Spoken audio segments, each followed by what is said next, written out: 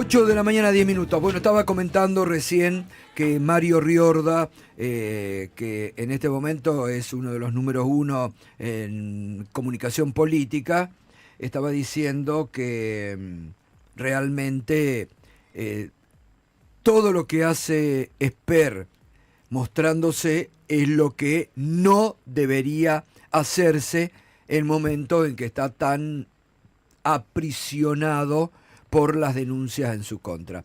Y lo tengo en línea porque siempre es interesante un poco indagar sobre este tema. Mario, buen día, ¿cómo estás? ¿Qué tal, Gato? Muy buen día, un placer. Gracias por atendernos. Bueno, a ver, lo de Esper, ¿cómo lo estás observando? Contale a la audiencia. Bueno, claramente es una crisis, yo diría que tiene dos modos de analizada. La crisis del propio Esper, pero además la crisis de la libertad avanza a nivel nacional. No nos olvidemos que hasta antes del escándalo de Esper, el intento de la libertad avanza para salir de lo que significó el bache electoral de la provincia de Buenos Aires fue nacionalizar la campaña. Hoy, en el marco del protagonismo de Esper, me parece que deben estar queriendo hacer exactamente otra cosa, que es localizar las campañas para que este efecto de Buenos Aires no se expanda, ¿no? No obstante ello, es sumamente interesante en general para la política, pero para los gobiernos en particular, evaluarlos en situación de rutina, de normalidad, claro. Y evaluarlos en situación de crisis, que es lo que está sucediendo ahora, ¿no?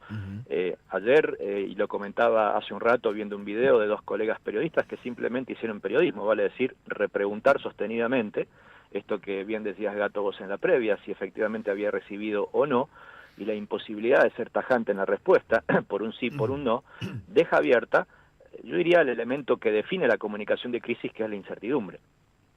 Digo, es increíble que el propio damnificado haya ido a la televisión en el marco de incertidumbre sobre si recibió o no dinero, ni más ni menos que del narcotráfico, que es más fuerte que la corrupción. No nos olvidemos que este gobierno venía de una estafa, viene de corrupción y ahora relación con el narcotráfico, lo cual evidentemente es algo muy fuerte, es el límite máximo si se quiere, e ir a la televisión y no poder ni siquiera decir si recibí, no recibí, aumenta el nivel de incertidumbre desde todo punto de vista. Pero además, también la pérdida de reconocimiento del contexto donde actúa Gato en este sentido.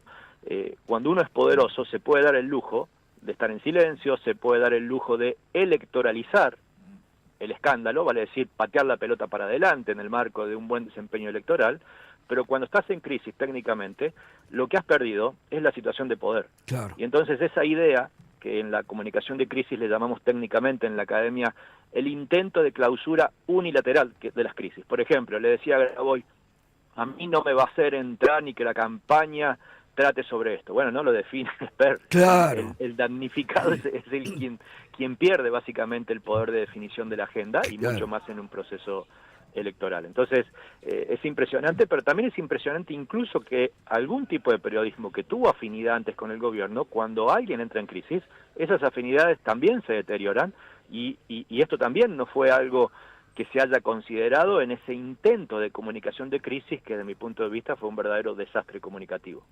Ahora, Mario, es muy interesante lo que acabas de decir. 3 palabras. Estafa, corrupción, narcotráfico ligadas al gobierno. Esto sí que es un frente complicado. Es un frente complicado, Gustavo, a tal punto que si uno analiza la imagen de Esper, prácticamente yo vi unos números ayer y unos números privados de la imagen de él, prácticamente está equiparándose a la imagen de Karina Milei. ¿De qué números hablamos? Entre 65 y 70% imagen negativa. Uf. Y en algunos lugares puede ser mayor. Claro. Esto realmente es algo muy difícil de revertir y afecta claramente, como antes decía, a toda la campaña electoral a nivel nacional. Entonces, de verdad que se trata de una crisis que aún en el intento de electoralizarla, no es sencillo, de ninguna manera sencillo, porque no es un candidato en el montón ni un candidato intrascendente. Es el candidato en el distrito más importante del país, pero además tiene ramificaciones con otros actores del gobierno y hay otros actores, por ejemplo la senadora de Río Negro, claro, que también están involucradas en relaciones, por lo menos, sospechosas con el narcotráfico. Sí. Ahora, Mario, y además es muy interesante ver cómo esto pone en crisis no ya solamente Esper, sino a todo el gobierno, porque ayer sale a la mañana temprano qué es lo que vale. Patricia Bullrich a decir, tiene que dar explicaciones, bueno, correte de la campaña, el presidente que lo defiende, pone en crisis a todo el gobierno. Bueno, las crisis cuando no son bien gestionadas, básicamente, Gato, lo que producen es una vocería desorganizada, que es lo que se está viendo, ¿no? La aparición de Patricia Bullrich claramente representa el mayor nivel de incoherencia entre lo que es el discurso oficial del gobierno y el discurso de una persona que también es gobierno, pero también es candidata de un distrito vecino, que es la Ciudad Autónoma de Buenos Aires, ¿no? Ahora, el impacto sí se nota. Hay, en general, en el mundo académico una tesis bastante dominante de que los escándalos tienen mucho menos impacto en cercanía electoral y tienen muchísimo más impacto fuera de la fecha electoral propiamente dicha. Sin embargo, Buenos Aires fue un ejercicio, la provincia de Buenos Aires, la anterior elección de septiembre, fue un ejercicio que básicamente fue en contra de esta tesis, es decir, los escándalos sí impactaron, y ahora también da la sensación, Gato, que está impactando. Una provincia, te voy a dejar con el signo de interrogante, pero una provincia del norte ayer, un resultado de una encuesta dio 29% de aprobación del gobierno. ¿Cuál es el gran dato que hay atrás de esto? Es fabuloso. El gobierno en algunas provincias empezó a perforar la barrera del 30% de aprobación con 60-65% de rechazo. Es decir, dos terceras partes de la ciudadanía argentina hoy prácticamente está rechazando al gobierno, el rumbo del gobierno, e incluso en materias tan importantes, ya no digo relacionadas al escándalo, sino materias tan importantes que significaban el sostén más sólido del gobierno, que era el área económica. Es decir, esta crisis del escándalo es ni más ni menos que un agravante de una crisis distinta, no digo mayor ni peor, distinta, que es la crisis económica y que afecta la percepción y la valoración generalizada del gobierno ya prácticamente en todo el país. Tremendo este dato que estás dando, Mario, ¿eh? 29, Sí, bueno, realmente es importante. 29% de aprobación, y en esa provincia, ¿cómo fue? Me imagino que habrá ganado Milei por amplio margen. Bueno, Milei prácticamente ganó en la mayoría de las provincias, pero efectivamente se trata de una provincia de esa naturaleza electoral.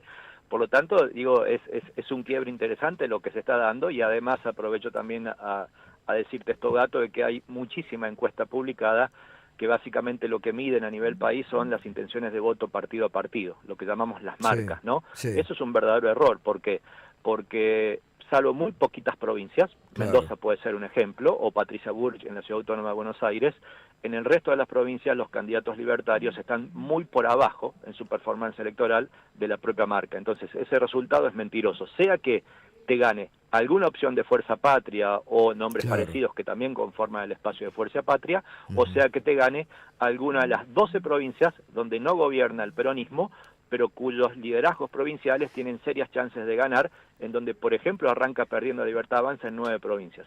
Entonces, si uno suma 8 provincias PJ más 12 provincias no PJ, donde los liderazgos locales pueden ganar, yo no veo nunca ese número en la Libertad Avanza potente, sino que, afectada incluso por la crisis económica y por la crisis de los escándalos, empieza a perder terreno seriamente. Sí, sí. Bueno, Mario, excelente el panorama y el análisis, ¿eh? Te agradezco como siempre, un abrazo fuerte. Fuerte abrazo, Gato. Gracias. Mario Riorda, hoy por hoy uno de los especialistas en comunicación política. Qué datos que acaba de dar, ¿eh? Datos de la realidad, muy bien analizados. Primero esto, una provincia del norte donde ganó